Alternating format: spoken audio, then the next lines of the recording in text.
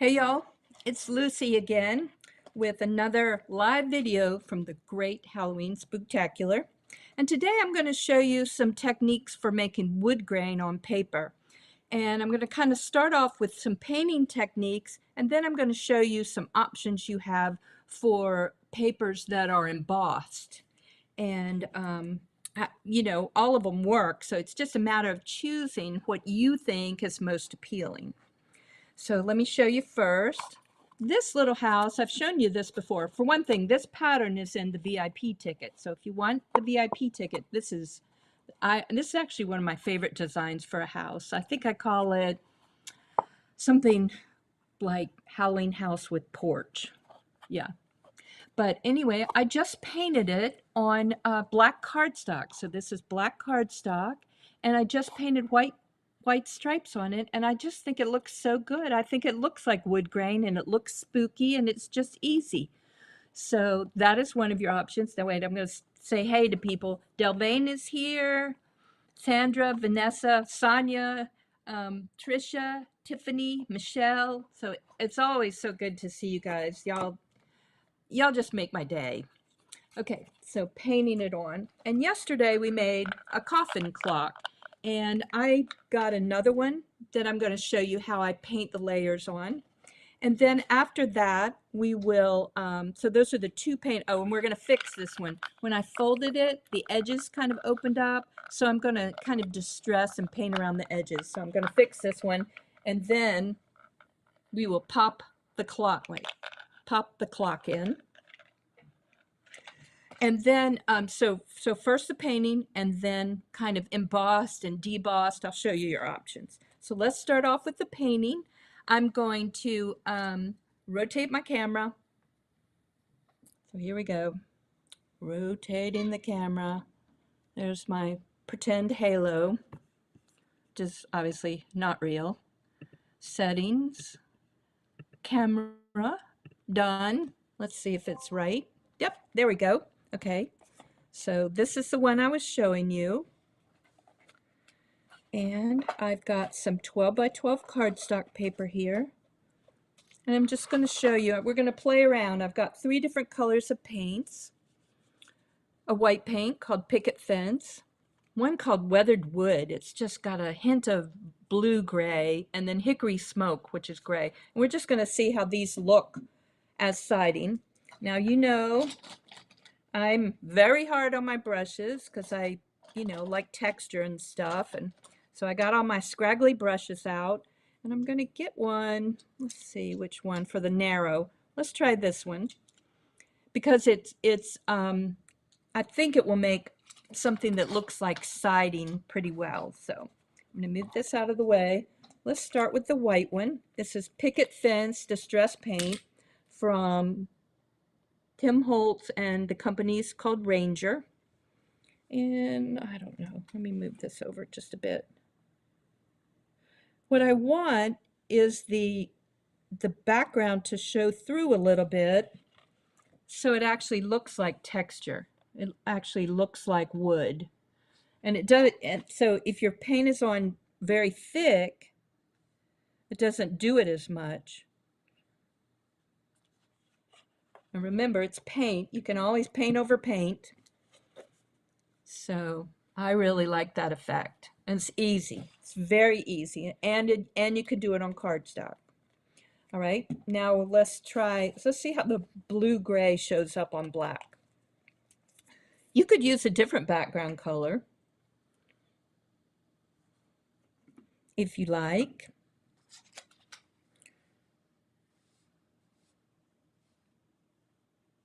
So it really looks very similar. I'm not seeing much color there. And it is a light color. So there's not much distinction between on black. Now on a different color background, it would show up differently.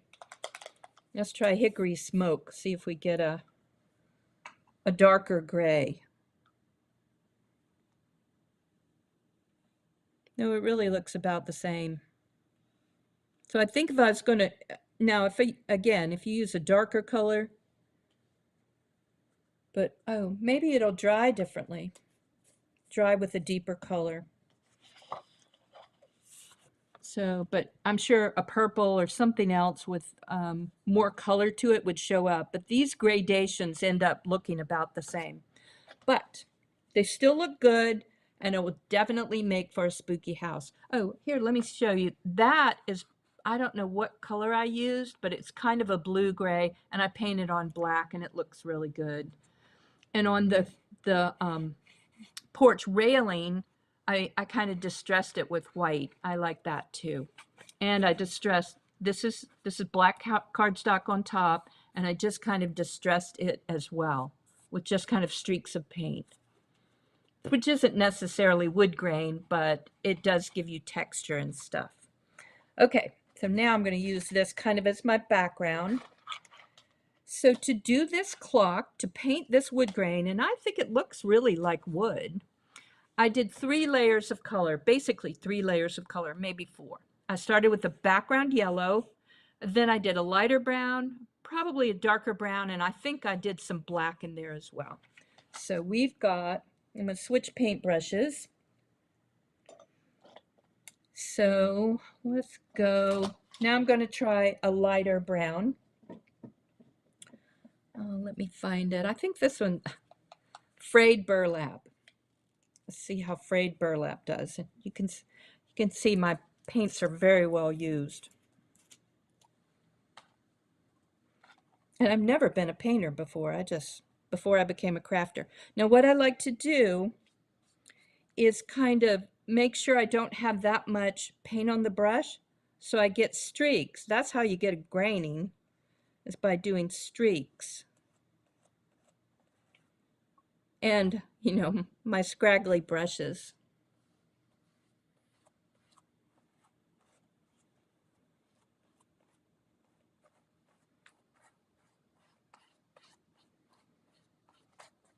So that's kind of the start of the graining, the wood grain. Next, I'm going to do it on this one too, hoping that that one has a little bit of time to dry.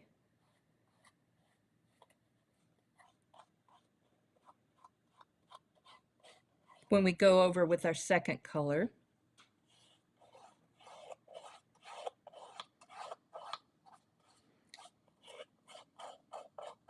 And these are thin layers of paint, so they dry quickly. Also, I always prime it. Let me show you.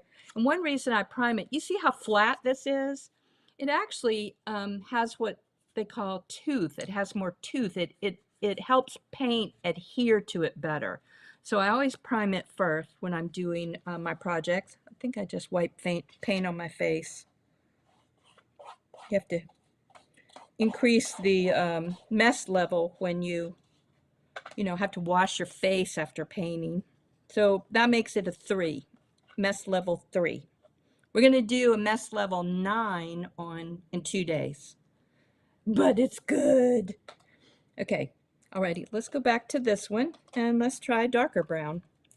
Now I got a whole bunch of browns, but I think I'm going to go to a pretty, not a real dark brown. This one's called walnut stain. It's a nice brown. I mean, it's like a classic brown. Okay, let's see if I can do it. Oh, yeah. See? Just trying to streak it. And I'll tell you the truth about this process. I keep hitting the microphone. I'm sorry about that. As I go along, I get a little more impatient and I paint more and more paint on each layer. Like the last 2 layers, I usually use a lot more paint. It's like I can't even help it. Okay, see? See, it's starting to look like wood. Oh yeah, so Sandra Scott said mess level 9. Yeah, that means you have to clean the floor, or you have to protect the floor, protect your tabletop. I'll wear messy clothes. Okay. Now, here, let's go back to that one. Give that one a minute to rest.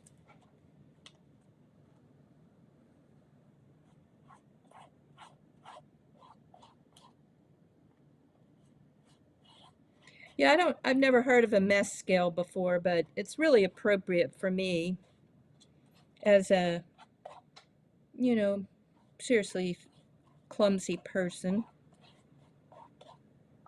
And I thought I would warn you. What's a 9 for me is probably a 7 or an 8 for most people.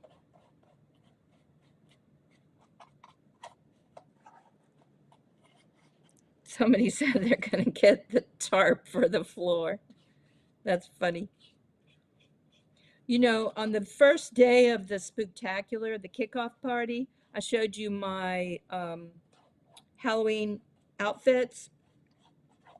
And I made a tombstone costume. And that one was so bad, or not so bad, but so involved, I actually made it outside. See, that piece that's too much. But you can still see the yellow through. So that's kind of the nice thing, especially if your brush isn't really loaded with paint, you're not doing a solid layer. You want the underlying colors to show through. Okay, now I'm going to use the same paintbrush, but I'm just going to wipe it off, and I'm going to use one of my absolute favorite colors.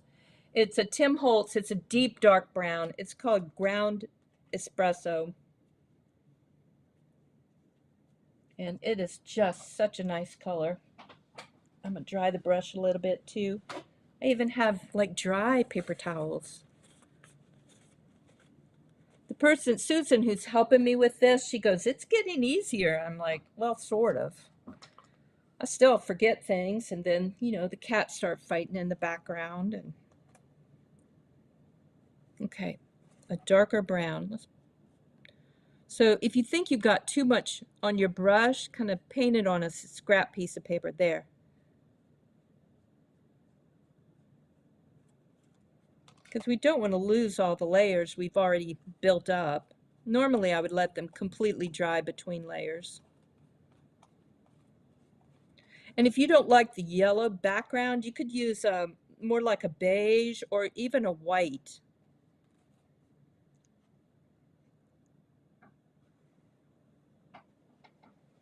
Too much. There's just too much at that bottom. Tiffany said she's kind of a mess level 9 too. And she's, especially with paint, I guess.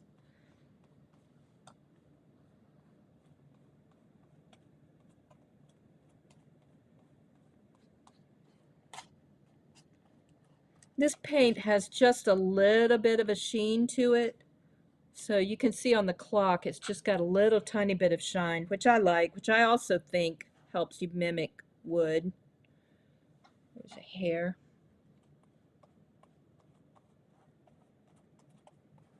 Alrighty, I think that's looking pretty good. Now, let's patch up. Actually, I'm going to use ground espresso to do kind of patch where I folded the clock together. And you can paint it after you've constructed the whole thing. And then you avoid this where the cardboard corners open up. I'm actually putting on a pretty deep layer, and then I'm going to try to make sure it gets embedded where the cardboard edges were showing, and then I'm going to kind of wipe it off. Oh, Martha said I'm teaching y'all a lot. I'm like, really? Sometimes we get, real true imposter syndrome, and you're like, I don't really know anything. I don't know why people would come and see me, but I learned all this. I've never taken an art course. I was a pretty serious geek in college. I was a biology major, and I worked a bunch. I had 3 jobs. Yeah, I was like a total nerd.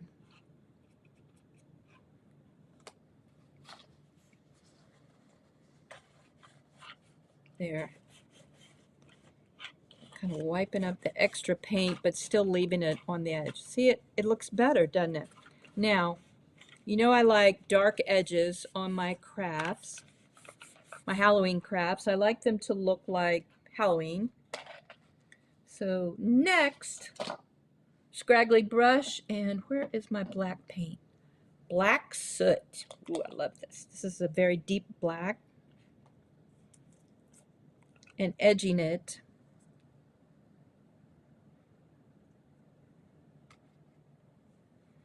So let's see.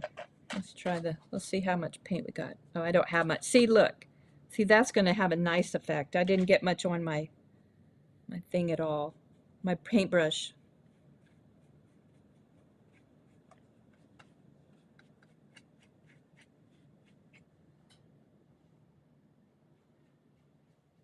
Oh, here's another important hint. Put the caps on when you're done. Otherwise, you know, like I said, sometimes my hands go flying and I go, whoo, and I tip everything over. So put the caps on. And remember, like real painters don't paint out of their bottles. They put it down on a palette or something. But I'm not. I'm just like, you know, I'm just having fun with my stuff. There. Oops, forgot one edge. That's the back one. So the clock, if you haven't weren't here yesterday, the clock is free on my website. Not directly a part of the Spooktacular. It's on my website, the coffin clock, and I actually added it to the front page so people could find it easier. So it's I think it's Make a Miniature Haunted Clock.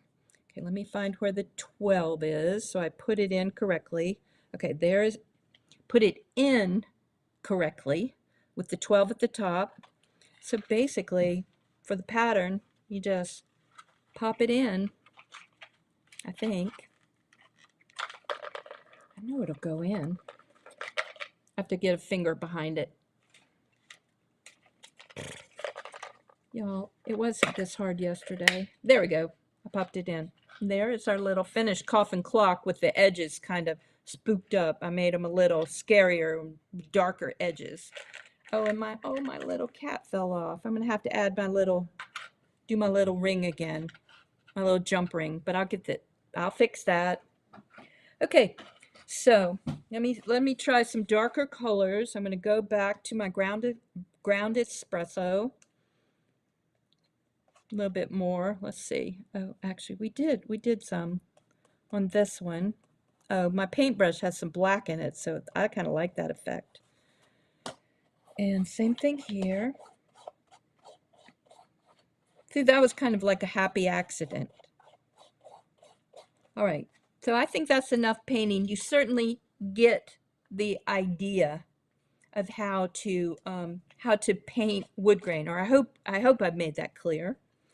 All right, so I'm going to set that aside, put my brushes in some water, and hope I don't tip it over.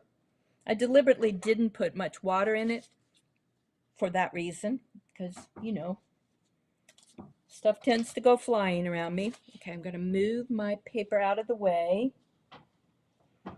And so I'm going to show you some examples of wood grain paper, you know, different ways you can get wood grain paper. First one I'm going to show you, this one is actually one of the best, but it only makes small sizes. This is a distress folder, a texture folder from Sizzix and Tim Holtz. I don't think you can see the name, but it's down here. And it is a really great wood grain. So let me kind of bring it to life for you. I'm going to use, for the first example, I'm going to use, these are distress crayons. I'm sorry, my hands look like this. Distress crayons. I kind of got into crafting along with Tim Holtz, so that's how, so that's one reason I have so many of his products. It's just how I started, and I just like how he teaches. So, all right, so and these are water soluble. Let's get to a knot. And one thing you can do with the crayons is you can kind of smear it around. they move. Oops, including my whole table moves. So that's one way to do it.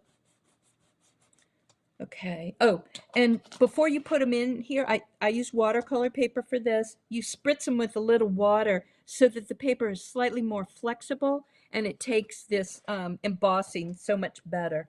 All right, now we're going to try, this is a watercolor pencil. Let's see how it does. I actually really like the watercolor pencil. I'm trying not to wiggle the table. And it's just kind of fun. This is one of those things that you can do and you don't have to think. But the sizes are, you know, pretty restricted. And if you wet it, it'll smear more. It really doesn't. It's a watercolor pencil, obviously, if you wet it. Wait, let's try it. Where do I have? Here's my water. I have water. Just a little spritz. Let's see what happens.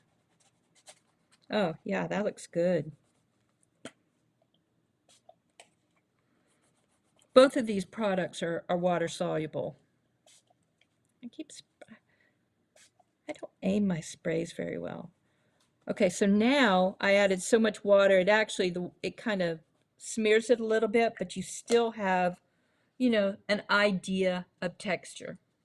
So that is the embossing folder from Tim Holtz and Sizzix, and it's really good. But again, you're limited. I think this is 4.5 inches wide by 6, so you're limited in size.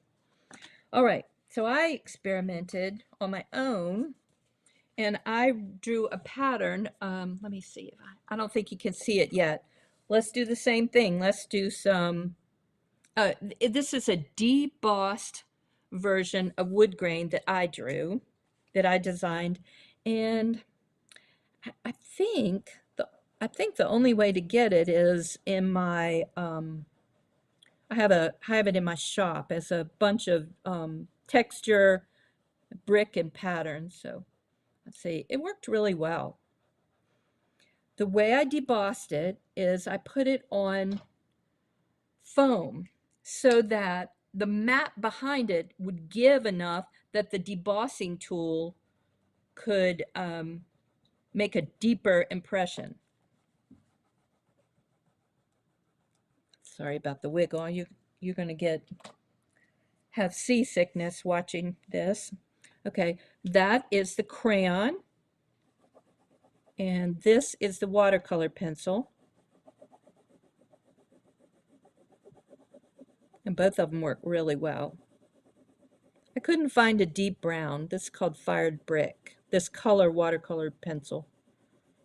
Of course I have a deep brown, I just don't know where it is. But you see what nice texture it is? So, but you can do that with just with a Cricut, with the debossing tool on a Cricut, but put it on a piece of foam. Now the next thing you have to do is cut it, and I think it is flatter, so you could put it face down on your Cricut so that it will cut it better than having to go through all these ridges. You'll just have to experiment with that. And I have a few houses that have a wood grain pattern with them. I think there are, let me look. I think there are probably 2 fairy houses that have a wood grain pattern associated with them. So you can make my fairy houses with a wood grain pattern. Okay, so we've done my the Sizzix one, a wood grain pattern on watercolor paper that you can do with your Cricut. And now I think this was also my pattern. This is a siding pattern that's in the VIP ticket, where you actually just get the siding this way. But one problem is, I know that looks kind of funny on the screen. Cricut's pens are water soluble. So if they get wet, they bleed a little bit. Okay, now to this is very cool. This is a wood grain variety pack from 12 by 12 Cardstock. And you know they're my sponsor. I'm so happy about that. And just looking at it this way, you can't really, you can't appreciate the detail and the fine lines of the wood grain. All right, so let's color. And then you put some color on it and it is beautiful. See, don't you like that?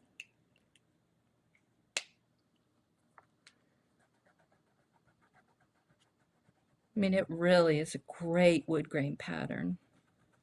And the nice thing is, as a 12 by 12, you know, I design most of my houses so that they fit usually on an 8.5 by 11. So you can easily get the grain going the way you want. So if you want the siding grain to go this way, you can do it that way, or you can do it up and down, whichever way you like. But it's just beautiful detail. And let me color a little of the kind of reddish brown. Just add a little water and see what it does. One of my projects coming up, I did use this paper and I used an ink, and it doesn't show up quite as much. It doesn't give you quite the detail. Okay, let's spritz it and see what happens when we spritz it. Yeah, I think it looks good that way too. Okay, let me show you the inks. Let's try the ink on it, on my pretty wood grain paper.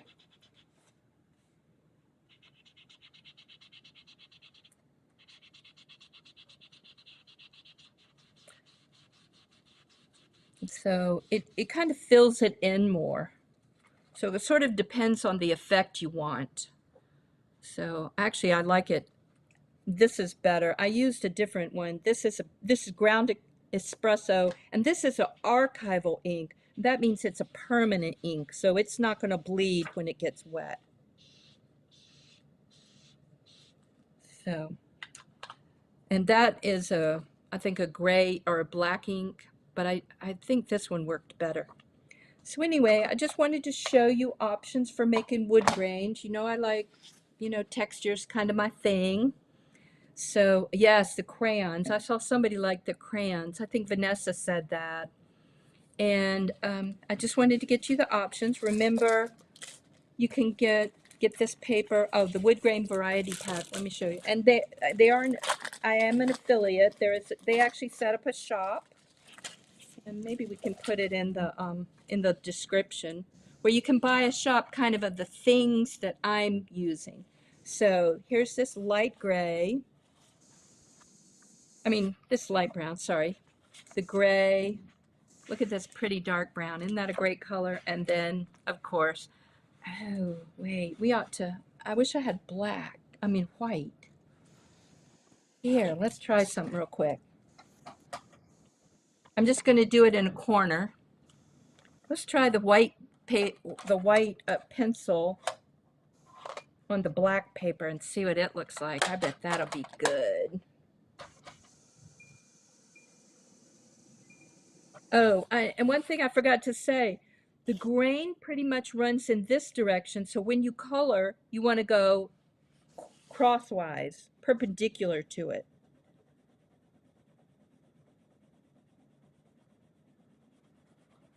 Oh, I like this. What do you think about the white on black? I didn't bring a white crayon up here. I really like that. So anyway, that is the thing today. So tomorrow I'm going to show you how to add lights to the back of so that your houses really light up using what are called tiny lights or little string lights. I'm going to show you a cool way to do that. And then the mess level 9 is coming in 2 days for these lives. Okay, alrighty. Yeah, if you have any questions, I'm looking at the comment. Oh wait, let me go. I can do this Let me switch cameras again. There we go.